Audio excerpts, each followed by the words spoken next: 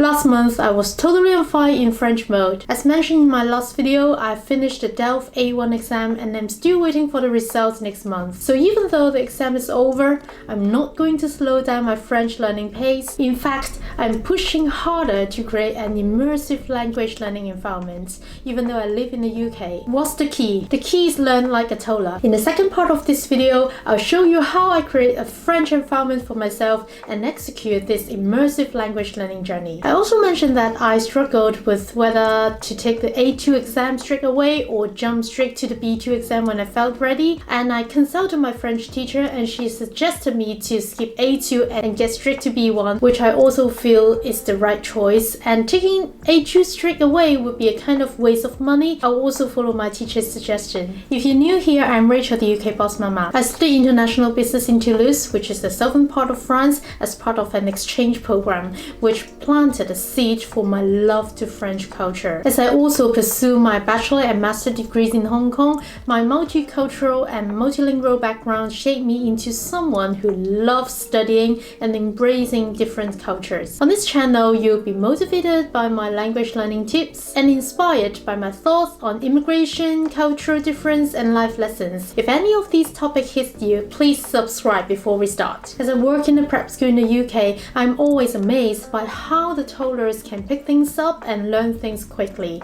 This made me reflect, why am I learning so slowly? It's been 2 years and I'm still at the very beginner level in French. Concentration is one factor and being busy is another, but this definitely inspired me to learn a new language like a toddler. We should always start with the basics and build step by step if we want to master a new skill. Whether it's learning a new sport, a musical instrument, or a new language, there's no shortcuts. Say for example, when an adult learns a new language, we tend to jump straight into basic greeting because we want to speak from day one. We love efficiency, don't we? But before you do that, you need to understand the structure of the language, like the alphabet and pronunciation. As I remember when I was kindergarten in Hong Kong, we started learning English by mastering the ABCs. We didn't have the chance to learn the phonics when we were small, but here in the UK, phonics helped us with pronunciation. As the French alphabet is very similar to English, but the pronunciation is a bit different, say A, B, C, D, E. So like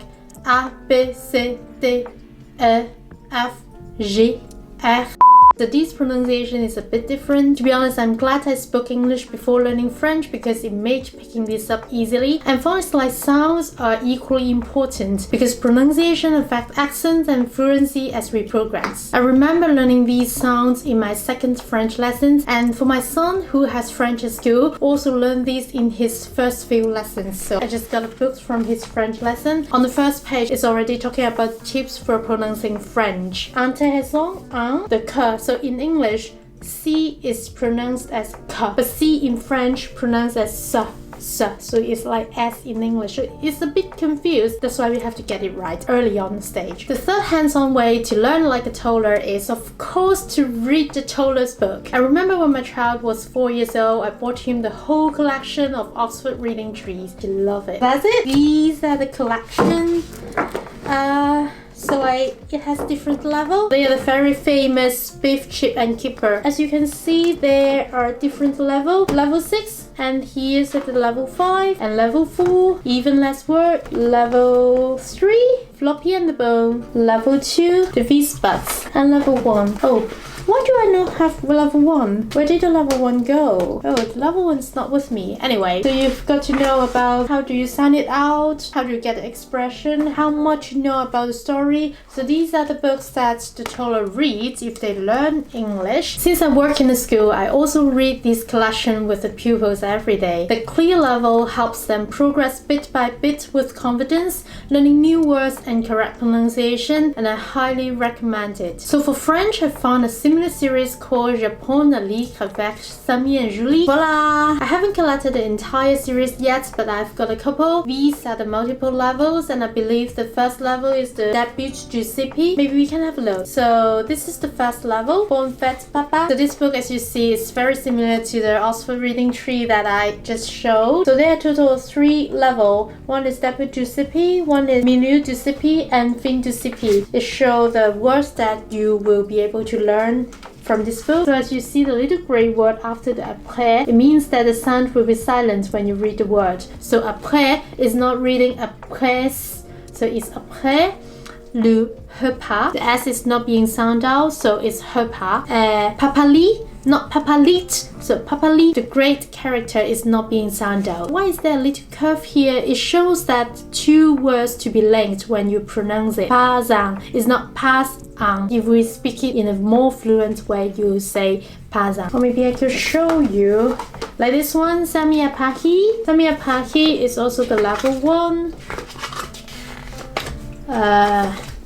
Samiahi Vapahi, so not pahis, but pahi. So I'll also show you the CE1. Look at the words, they're even more difficult. I'm not on this level yet. A lot of new words that I'm not familiar with. I think I'm still in a very basic level. The fourth hands-on example of learning like a toddler is through games. Of course, as adults, we don't have engaging school games, but I recommend apps like Duolingo. You can track your progress, you can cheer on your friends, you can learn step by step. The app includes speaking, listening, writing, reading, and fun games like matching, filling in the blanks, and so on to help you get used to the grammar and vocabulary. But one downside is that it now has a lot more ads if you're not a premium member, but you can still give it a try and see if it suits your learning style. The last method, of course, is to take proper lessons. Self-study can take longer, and without formal lessons, it's easy to lose motivation. Whether it's an online teacher, private tutor, or even online courses like Lingoda, talking to native speakers or French teacher regularly will boost your confidence and help you progress faster. Toddlers go to school every day and attend regular clubs, don't they? Just set up a regular schedule for your lessons, or you get busy or deprioritize your learning. In my previous vlog in France, I mentioned how my French improved more in 3 days of immersion than in 3 months of studying in the UK. The same goes for my son, who speaks fluent Cantonese because we speak it with him at home every day, but he doesn't read Chinese at all because he doesn't have the environment in the UK. Not everyone is lucky enough to live in an environment of their target language, but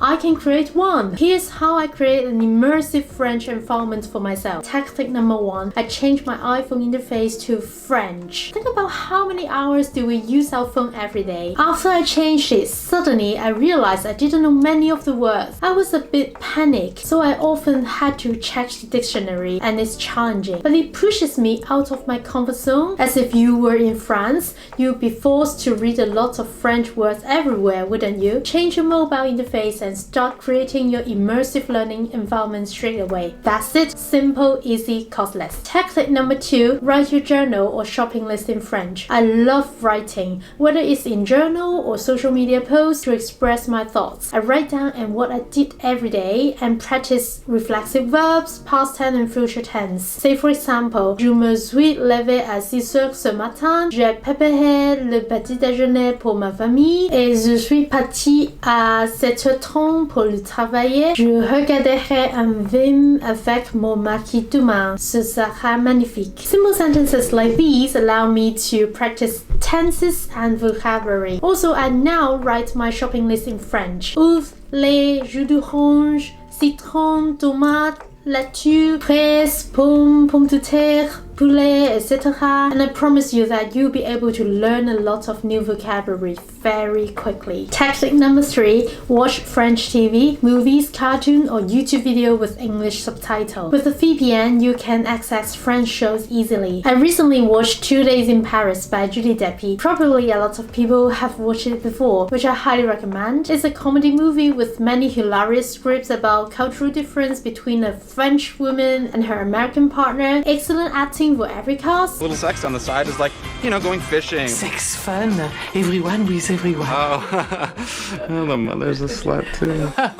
On the other hand, I also love YouTube video like a channel called Easy French, where they speak slow French on various topics, including French culture in foods and so on. So for beginners, it will be super practical for you as well. Tactic number 4, read French book or books related to French culture. I have a habit of collecting books during my travel to France. Apart from Japon à lire avec Sami and Julie, which I mentioned above, I also read adults books like Guy très petit pratique du parfait parisien, like this one. I haven't finished yet, but I will. This describes Parisians' habits and lifestyle in a very funny way. I also enjoy books about French culture in English. Recently, I read a parenting book called Why French Children Don't Talk Back, and it compares American and French parenting styles. By the way, why is it always a comparison between American and French? I think possibly their lifestyles are too different, from the food they eat to the value they have. Well, I finished this book last night. Not my favorite, but it has some good points to be taken away. I may do a book review later. And a few days ago, went to Dawn's Books in London. The shop was fabulous. The decoration was classic, like an old library. The books are categorized by countries. They are collections from all over the world, but the books are all translated copies in English. And I got one book from the France section. It's called Almost French: A New Life in Paris. This book is about a woman moving to Paris because of her new relationship and how she tried her best to fit in. Part travelogue and part love story. I believe this would be a chill book to read about different cultures between British and French. I haven't started it yet, but I'll let you know. And the final tactic is to listen to French songs. I'm not deeply into French music yet, but you can start with some pop music or classic like Mon Amour and La Vie en Rose by Edith Piaf, Les Champs-Élysées by Joe Dassin. Just by understanding the name of the song and lyrics, can you learn a lot more about different vocabulary and tenses. That's how I have been creating my immersive French environment while living outside of France. If you have any other ideas, please leave a comment below and share this video. These tactics can apply to any language you're learning. I hope you enjoyed this video. Please share it on social media with your friends and family. Don't forget to subscribe to my channel. See you next time. Bye!